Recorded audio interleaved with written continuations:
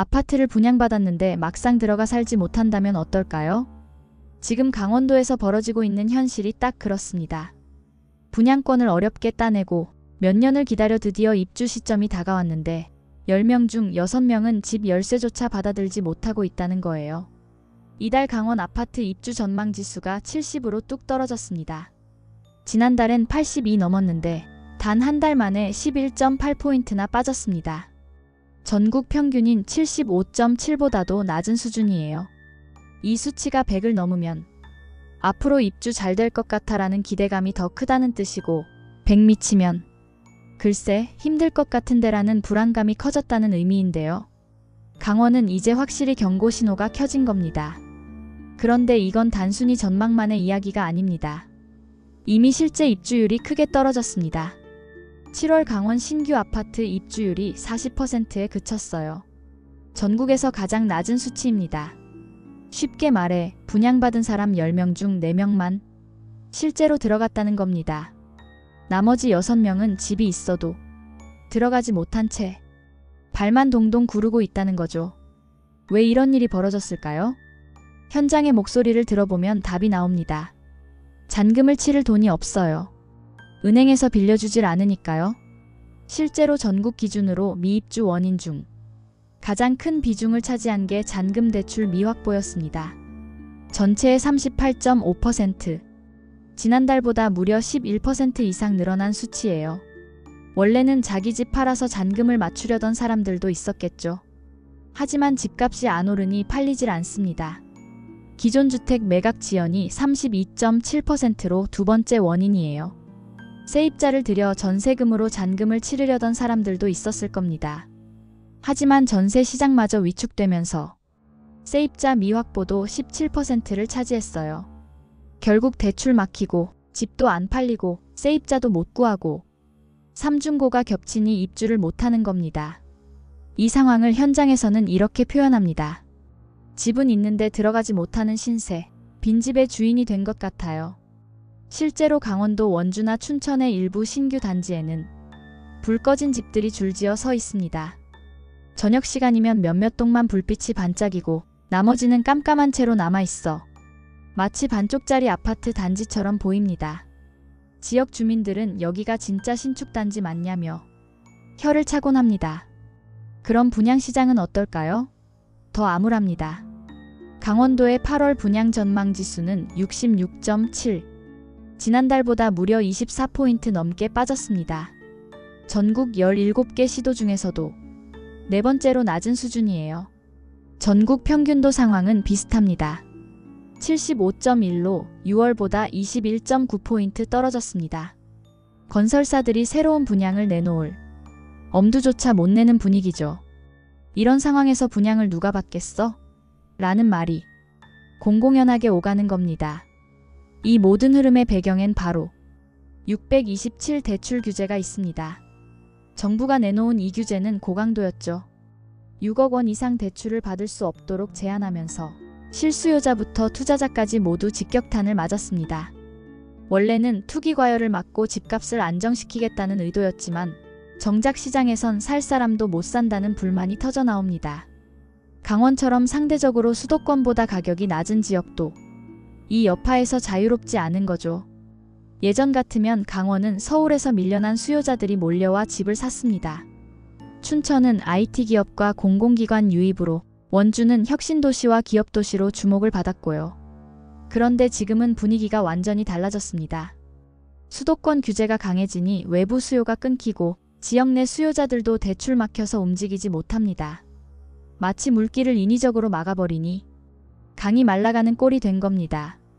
현장의 중개업소 관계자들도 한숨을 쉽니다.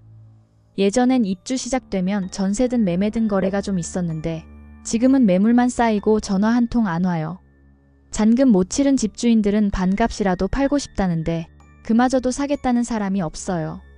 실제로 일부 단지에서는 분양권 프리미엄이 사라진 건 물론이고 마이너스 프리미엄, 이른바 마피 물건까지 나오고 있다는 얘기도 들립니다.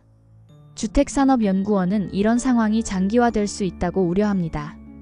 대출 환경이 개선되지 않으면 입주 포기자가 늘어나고 그 결과 미분양이 장기화된다. 그러면 건설사 유동성 악화로 이어진다. 쉽게 말해 입주자만 힘든 게 아니라 건설사도 버티기 어려워진다는 거예요. 현장에서는 이미 건설사들이 신규 착공을 줄이고 분양 일정을 뒤로 미루고 있습니다. 이쯤 되면 질문이 생깁니다. 도대체 누구를 위한 규제인가? 정부는 집값을 잡겠다고 규제를 내놨지만 정작 집을 사려는 사람들, 줄을 해야 할 사람들에게는 커다란 장벽이 되고 있습니다. 서울 강남의 수십억 아파트를 노리는 투기 수요를 잡는 건 맞을 수 있어요. 하지만 강원에서 3억, 4억 아파트를 분양받아 실거주하려던 서민들까지 함께 막히고 있는 겁니다. 결국 이번 강원 사례는 전국 시장의 축소판입니다. 입주율 40%, 전망지수 70, 분양지수 66.7. 이 숫자들이 말해주는 건 단순히 한 지역의 불운이 아니라 정책이 현장에 미치는 파급 효과입니다. 대출 규제로 인해 실수요자까지 옥죄면서 시장의 숨통이 막히고 있다는 거죠. 앞으로 어떻게 될까요? 만약 대출 환경이 조금이라도 완화된다면 억눌린 입주 수요가 풀리며 일부 숨통이 트일 겁니다. 반대로 지금처럼 막혀 있다면 빈집은 늘어나고 미분양은 쌓이고 건설사마저 버티기 힘든 상황으로 갈 수 있습니다. 10채 중 4채만 입주한다는 강원도의 현실. 이건 결코 강원만의 이야기가 아닙니다. 수도권, 충청, 영남, 전국 어디서든 비슷한 신호가 나타날 수 있습니다.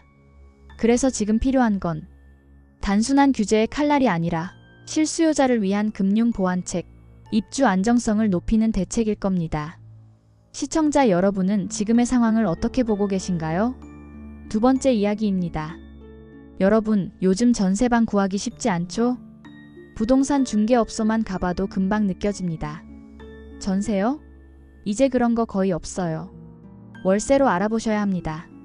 이런 대답을 들으셨던 분들 많을 거예요. 실제 데이터를 보면 더 명확합니다. 올해 들어 월세 거래량이 지난달 이미 100만 건을 넘어섰습니다. 정확히 105만 6,898건. 지난해 같은 기간보다 훨씬 빠른 속도로 늘고 있는 거예요. 예전만 해도 월세 계약은 상대적으로 적었습니다. 2017년에는 76만 건 정도였죠. 그런데 매년 꾸준히 늘어나서 지난해엔 무려 142만 건을 기록했습니다. 올해는 7월까지만 집계했는데 벌써 100만 건을 넘겼으니 연말쯤 되면 사상 최대치로 치솟을 가능성이 높습니다. 비율로 보면 더 극적입니다. 전국적으로 월세가 낀 계약 비중은 2020년까지만 해도 40% 수준이었어요. 그런데 2022년에 51%를 넘기더니 2023년엔 55%, 지난해엔 57%로 매년 조금씩 늘더니 올해는 처음으로 60%대를 돌파했습니다. 현재 61.9%까지 올라온 거죠. 반대로 전세 비중은 계속 줄고 있습니다. 2020년엔 59.3%였는데 올해는 38.1%로 처음 30%대에 들어왔습니다. 서울만 놓고 보면 월세가 64.1%, 전세가 35.9%. 전세는 이제 소수 계약이 되어버린 겁니다. 그럼 왜 이렇게 된 걸까요? 배경에는 몇 가지 굵직한 정책과 시장 변화가 있습니다. 우선 2020년 7월에 도입된 새로운 임대차법, 바로 계약갱신 청구권제와 전월세 상한제입니다. 이 제도가 시행되면서 집주인들은 전세 보증금을 크게 올릴 수 없게 됐습니다. 그 결과 전세 공급이 줄었고 일부는 아예 월세로 전환하기 시작했죠. 여기에 더 큰 충격을 준 건 지난해 6월 발표된 627 대출 규제입니다. 이 규제가 뭐냐 하면 전세금을 돌려줘야 하는 집주인들이 은행에서 빌릴 수 있는 대출 한도를 확 줄여버린 겁니다. 기존엔 전세금 반환형으로 2억 원까지 가능했는데 지금은 1억 원으로 줄었고 다주택자는 아예 대출을 못 받습니다. 게다가 주택도시보증공사 같은 곳에서 해주는 전세자금대출 보증 비율도 90%에서 80%로 낮아졌습니다. 은행들도 전세 대출을 적극적으로 줄이고 있고요. 결국 집주인 입장에서는 전세를 내놔봤자 돈을 마련하기 어렵고 세입자 입장에서도 대출이 막히니 전세로 들어가기 힘든 겁니다. 그래서 모두가 월세 쪽으로 몰릴 수밖에 없었던 거예요. 그렇다면 세입자들이 월세로 옮기면서 부담이 줄었을까요? 오히려 정반대입니다. 전세와 월세가 동시에 오르고 있습니다. 한국부동산원 자료를 보면요. 서울 아파트 전세 가격 지수는 작년 5월 91.3에서 올해 6월 100.6까지 뛰었습니다. 월세 가격도 마찬가지예요. 2023년 7월 95.9에서 올해 6월 100.6까지 꾸준히 올랐습니다. 결국 세입자들의 주거비 부담은 2배로 커진 겁니다. 전세는 사라지고 남은 월세도 비싸진 거죠. 그런데 여기서 더 근본적인 문제가 있습니다. 바로 내 집 없음이 보편화되고 있다는 사실입니다. 통계청에 따르면 2023년 전국 무주택 가구는 961만 가구에 달합니다. 불과 2020년에 처음 900만을 넘겼는데 2년 만에 950만을 돌파했죠. 그중 절반 이상이 수도권에 몰려 있습니다. 서울, 경기, 인천 합쳐서만 506만 가구가 집이 없습니다. 특히 서울은 충격적입니다. 서울 무주택 가구 비율이 51.7%, 전국 17개 시도 중 유일하게 절반을 넘겼습니다. 다시 말해 서울에 사는 2집 중 1집은 자기 집이 없는 거예요. 집값이 워낙 비싸니까 내 집 마련을 아예 포기하고 월세나 전세에 머무르는 겁니다. 그런데 전세는 줄고 월세만 남으니 이제 서울에서 산다는 건 곧 월세로 산다는 말과 거의 다름없는 현실이 된 거죠. 이 상황을 현장에서 보면 더 생생합니다. 젊은 직장인들은 매달 급여에서 월세가 빠져나가도 어쩔 수 없다며 버팁니다. 하지만 은퇴자나 고령층은 다릅니다. 고정적인 수입이 없는데 월세가 매달 빠져나가면 생활이 힘들어질 수밖에 없거든요. KB국민은행 박원갑 수석 전문위원도 이렇게 말했습니다. 지금은 전세에서 월세로 넘어가는 과도기 단계인데 전세 대출을 조일수록 월세화 속도는 더욱 빨라질 것이다. 젊은이는 월세를 견디겠지만 은퇴자는 어렵다. 고령 취약계층을 위한 바우처 지원 같은 맞춤형 복지가 필요하다. 생각해보면 맞는 말입니다. 지금의 월세 시대는 단순히 임대차 형태가 바뀌는 게 아니라 세대별 삶의 무게를 완전히 다르게 만들고 있습니다. 청년층은 미래를 위해 어쩔 수 없이 버티지만 노년층은 생존 그 자체가 위협받고 있는 거예요. 결국 우리가 직면한 현실은 이겁니다. 전세 제도의 붕괴, 월세의 폭발적 증가, 그리고 집 없는 가구의 급증. 여기에 대출 규제와 집값 강세가 겹치면서 서민들의 주거 부담은 갈수록 무거워지고 있습니다. 시청자 여러분은 지금의 상황을 어떻게 보고 계신가요? 월세 시대라는 말, 그냥 숫자상의 변화일까요? 아니면 우리가 살아가는 방식 자체가 바뀌고 있다는 경고일까요? 어쩌면 지금이야말로 정부와 사회가 집은 단순한 자산이 아니라 주거라는 사실을 다시 생각해야 할 때가 아닐까요?